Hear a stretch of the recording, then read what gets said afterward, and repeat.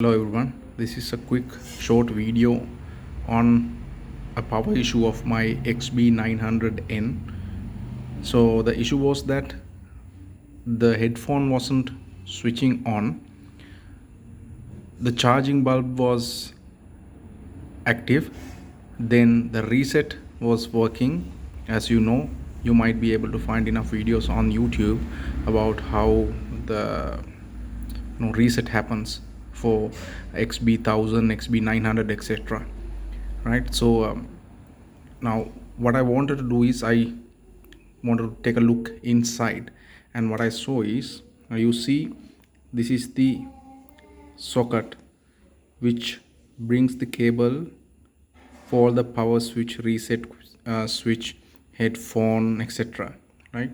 So from the left you may see that there's one pin which is black color, right? So what has happened is, the line which brings the power in has got oxidized, and the line had some oxide got onto that, and due to some reason it was not switching on. There was no power short circuit, but still the switch didn't give the message to the circuit to switch the headphone on. So what I did was I cleaned it up.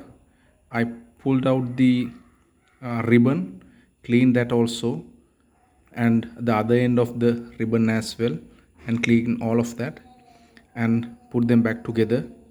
And now the headset is working, headphones are working. So this might be one reason why your headphone doesn't switch on while it is getting reset and charging, and all the other functions, while the headphone jack is still functioning.